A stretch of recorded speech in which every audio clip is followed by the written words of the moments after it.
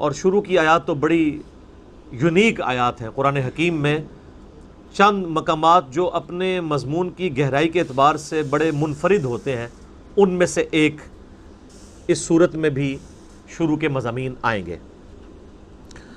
اپنے مصحف سامنے رکھ لیجئے۔ اعوذ باللہ من الشیطان الرجیم، بسم اللہ الرحمن الرحیم۔ هل اتى على الانسان حين من الدهر لم يكن شيئا مذکورا، بے شک انسان پہ زمانے میں ایسا وقت بھی گزرا ہے جب کہ وہ کوئی قابل ذکر شے نہ تھا۔ ایک تو اس کا عمومی مطلب بیان کیا جاتا ہے کہ انسان جو ہے وہ ایک بے قدر پانی سے پیدا ہوا، اس کی کوئی یعنی حیثیت نہیں ہے، حتیٰ کہ اس پانی کا نام لیتے ہوئے بھی لوگ کراہت محسوس کرتے ہیں۔ بے قدر پانی سے اللہ تعالیٰ نے انسان کو پیدا فرمایا۔ تو ایک وقت انسان پہ ایسا گزرا ہے کہ جب چاہے وہ یعنی اپنے باپ کی پشت میں تھا یا اس کے بعد رحم مادر میں ٹرانسفر ہوا، پھر اس کے بعد ایک ایمبریو کی شکل میں، ایک جنین کی شکل میں اس نے پرورش پائی۔ وہ ایک حقیر چیز تھی، نہ تو اس کے اعضاء نمایاں تھے، نہ اس کے اندر وہ ساری کوالٹیز تھیں جو اللہ تبارک و تعالیٰ نے بعد میں اسے عطا فرمائی۔ آپ دیکھیں دنیا میں بڑے سے بڑا انسان بھی ہونا، اس کی اصل یہی ہے کہ اس کی پیدائش اس بے قدر پانی سے ہوئی ہے۔ چاہے کوئی پیغمبر ہے، چاہے کوئی بڑے سے بڑا فلاسفر ہے، چاہے کوئی بہت بڑا جو ہے وہ بادشاہ ہے، چاہے کوئی بہت بڑا سپہ سالار ہے، بہت کوئی بڑا جنگجو ہے، سب کی اصل جو ہے وہ بے قدر پانی ہے۔ اور اللہ تعالیٰ اس پانی میں سے دیکھیں کیا کیا چیزیں نکال رہا ہے، یہ اللہ کی قدرت ہے۔ تو زمانے میں ایک وقت انسان پہ ایسا بھی گزرا ہے جب اس کی کوئی قابل ذکر حیثیت نہیں تھی، پھر اس کے بعد اللہ تعالیٰ نے اسے جو ہے وہ اعضاء دیے اور ایک مکمل انسان بنا کر جو ہے روئے ارض پہ نکالا۔ اور پھر جب وہ نکلا بھی اس وقت بھی وہ محتاج تھا اپنے ماں باپ کا۔ سب سے زیادہ محتاج انسان کا بچہ ہوتا ہے۔ بلی کے چھوٹے سے بچے کو بھی آپ ٹیبل پہ رکھ دینا تو نیچے نہیں گرے گا، اپنے آپ کو روکنے کی کوشش کرے گا، لیکن انسان کا بچہ تھوڑا بڑا بھی ہو جاتا ہے، اس کی حفاظت کرنی پڑتی ہے۔ اسی لیے ماں باپ کے ساتھ حسن سلوک کا ذکر جو ہے وہ انسانوں کے لیے ہے، کہیں جانوروں کے بارے میں آپ کو یہ چیز نہیں ملے گی۔ اللہ تعالیٰ نے ان کو پیدا ہوتے ہی انڈیپینڈنٹ بنایا ہے۔ آپ دیکھیں یہ چوزا انڈے سے نکلتا ہے، اسی وقت چگنا شروع کر دیتا ہے اور پانی پیتا ہے، تو اس طریقے سے پانی کو نیچے اس کو ساری کی ساری چیزیں اللہ تعالیٰ نے بلٹ ان سکھا دی ہوتی ہیں۔ یہ اس کی یعنی جبلت کے اندر، انسٹنکٹ کے اندر یہ چیزیں داخل کرتی ہیں۔ مگر مچھ دیکھیں اس روئے ارض پہ چند آپ سمجھ لیں طاقتور ترین جانوروں میں سے ایک جانور ہے۔ اس کے جو جبڑا بند کرنے کی طاقت ہے وہ 3000 پاؤنڈ ہے، یعنی آپ سمجھ لیں 1500 کلو، 1500 کلو وزن جتنی طاقت رکھتا ہے نا، یہ اس طاقت سے وہ جبڑے بند کرتا ہے۔ تو دنیا میں کوئی بھی مضبوط سے مضبوط چیز جو ہے نا وہ اس کے جبڑوں کا مقابلہ نہیں کر سکتی۔ بلکہ سائنٹسٹ ہمیں بتاتے ہیں کہ جو کتنے بڑے بڑے ڈائنوسارز تھے، وہ جب پانی پینے کے لیے میٹھے پانی کے تالاب پہ آتے تھے تو ان کو بھی ان کے گردن سے دبوچ کے کروکوڈائلز، یہ مگرمچھ اندر لے جاتے تھے اور اپنی خوراک بناتے تھے۔ کئی شیر ہیں ان کو دبوچ لیتے ہیں، بڑے بڑے بھینسوں کو دبوچ لیتے ہیں، یہ اللہ نے ان کو طاقت دی۔ لیکن اگر آپ کبھی اس کو دیکھیں کہ ان کا جو بچہ پیدا ہوتا ہے نا وہ چھپکلی سے بھی چھوٹا ہوتا ہے، بالکل یہ آپ سمجھ لیں یہ ایک ہماری جو انگلی ہے اس کے برابر یہ کروکوڈائل کا بچہ ہوتا ہے جب یہ انڈے سے نکل رہا ہوتا ہے۔ کئی بچے نکلتے ہیں، ان میں سے کوئی ایک آدھ بچتا ہے، اور وہ آپ اگر نیشنل جغرافک پہ ویڈیوز دیکھیں وہ پیدا ہوتے ہی فوراً پانی کی طرف جاتے ہیں، اپنی سیفٹی کرنے کی کوشش کرتے ہیں۔ ان میں سے کئی ایک بچے جو ہیں وہ چیل اور کوے اور کئی اور پرندے ان کو اچک لیتے ہیں، اپنی چونچ کے ساتھ اپنی خوراک بنا لیتے ہیں، ہوتے ہی چھوٹے سے۔ یہ اتنا بڑا تو بہت بعد میں بنتا ہے۔ تو یہ اللہ تعالیٰ ہے جو بے قدر چیزوں سے کیا کچھ پیدا کرتا ہے۔ انسان جو اللہ تعالیٰ کی کریشن کا کلائمیکس ہے، اس کے بارے میں اللہ فرماتا ہے کہ اس پہ بھی ایک بہت عرصہ ایسا گزرا ہے کہ بے قدر یہ چیز تھا، اس کی کوئی حیثیت نہیں تھی۔ اور ایک اس کا انٹلیکچوئلز کے ہاں اس کی تفصیل یوں کی جاتی ہے کہ انسان کو اللہ تعالیٰ نے پہلے جو پیدا فرمایا تھا وہ روحوں کی شکل میں پیدا فرمایا تھا۔ پھر وہ ایک ڈورمنٹ پوزیشن انسان کے اندر، یعنی اللہ تعالیٰ نے ان روحوں کو کسی اپنی سٹوریج کے اندر رکھ دیا، پھر اسی اعتبار سے ڈیسائیڈ کیا کہ کس نے کس وقت پیدا ہونا ہے، اس کی روح اس میں داخل کی۔ تو وہ جو ایک بہت بڑا عرصہ تھا جس میں انسان روحانی طور پہ ایگزسٹ کرتا تھا لیکن اس کے پاس جسم نہیں تھا، وہ بھی ایک ایسا پیریڈ ہے جو کہ ہم عموماً ذکر نہیں کرتے، نہ ہمیں اس طریقے سے وہ یاد ہے۔ اللہ تعالیٰ نے ہماری روحوں سے عہد لیا تھا، الست بربکم، سب روحوں نے کہا تھا قالوا بلا، لیکن ہمیں وہ چیز یاد نہیں ہے، لیکن ہم پہ وہ پیریڈ گزرا ہے۔ تو وہ بھی ایک ایسا پیریڈ تھا کہ جب انسان کو اپنی حیثیت کا اندازہ نہیں تھا، تا وقت کہ انسان کو اللہ تعالیٰ نے جسم عطا فرمایا۔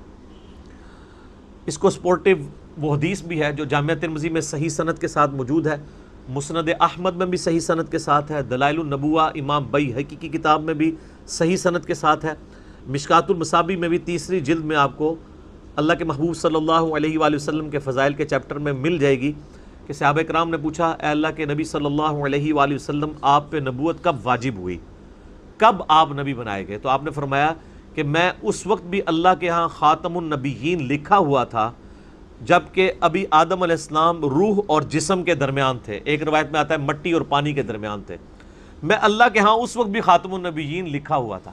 یعنی اللہ کے ڈیوائن علم میں اللہ کے پاس تو روحیں موجود ہیں نا، اللہ نے پہلے ہی ڈیسائیڈ کر لیا بھائی اس روح نے محمد رسول اللہ بننا ہے، اس روح نے فرعون بننا ہے، اس نے موسیٰ بننا ہے، اس نے ابو جہل بننا ہے۔ اللہ کو تو پتہ ہے اپنے ڈیوائن علم کی وجہ سے۔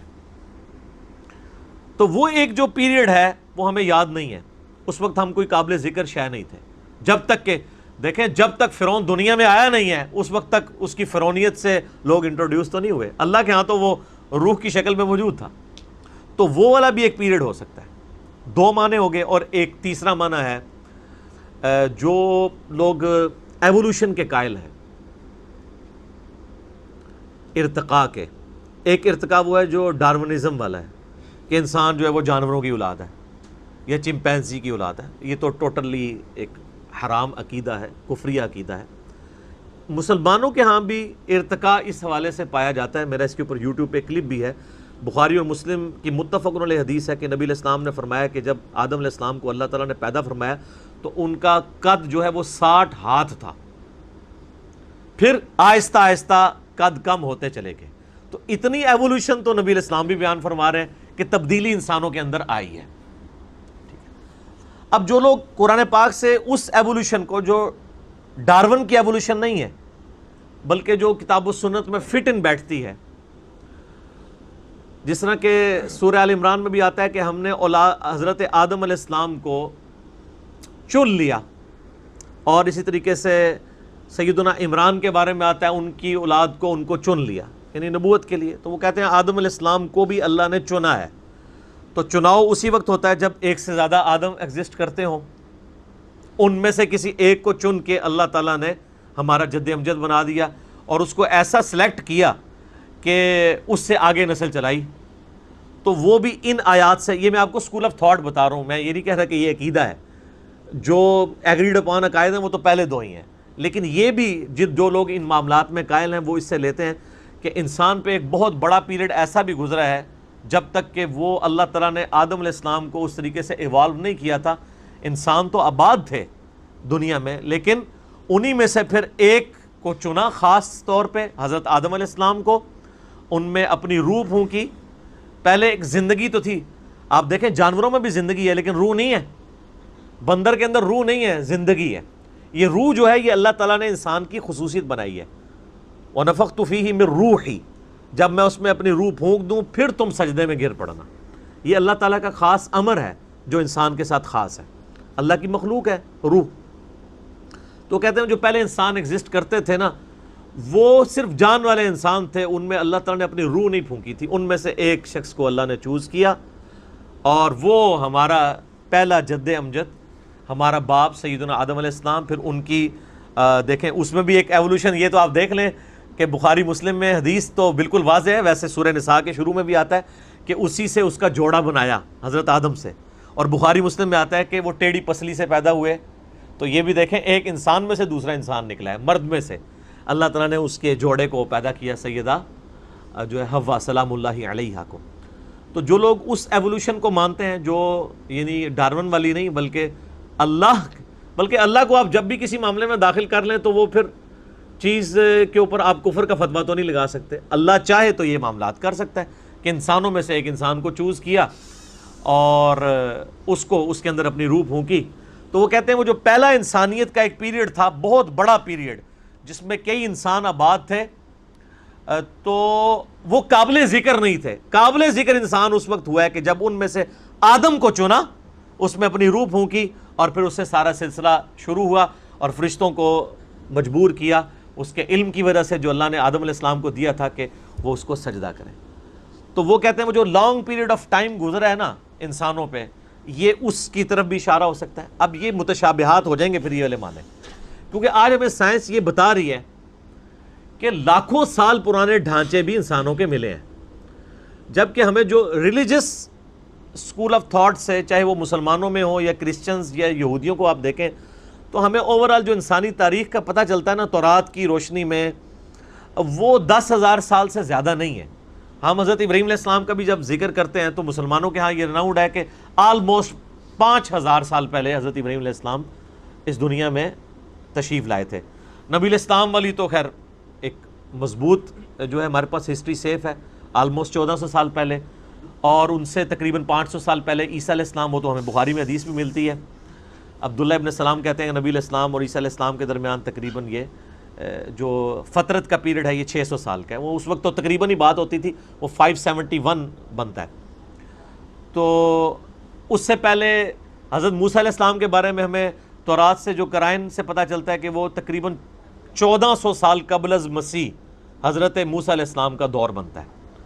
تو اس طرح نون جو ہمارے پاس تاریخ ہے اس میں تو 10,000 سال سے پرانی تاریخ نہیں ملتی. اور یہ اکثر لوگ اعتراض بھی اس حوالے سے کر رہے ہوتے ہیں ریلیجن کے اوپر کہ بھی ریلیجن تو بتاتا ہے کہ جی انسان کی اس روئے ارض پہ جو زندگی ہے وہ 10,000 سال سے زیادہ پرانی نہیں ہے، جبکہ آج ہمیں جو ہے وہ کاربن ڈیٹنگ کے ذریعے ہم پرانے ڈھانچوں کی ڈیٹس بھی نکال سکتے ہیں کہ یہ کتنی پرانی تھی. تو وہ تو لاکھوں سال پرانے انسانی ڈھانچے بھی اس روئے ارض میں فاسلز کی فارم میں ملے ہیں. تو پھر وہ کون سے انسان تھے؟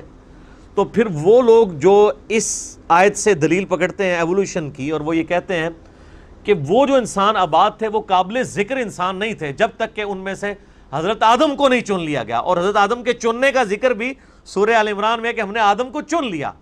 تو جو دوسرے لوگ ہیں وہ کہتے ہیں چنا کس میں سے؟ چنا اسی وقت جاتا ہے جب ایک سے زیادہ آدم موجود تھے. یہ میں آپ کو، اور یہ وہ یعنی پوائنٹ آف ویو ہے جو ڈاکٹر سراج صاحب رحمہ اللہ تعالیٰ بھی اس کے قائل تھے.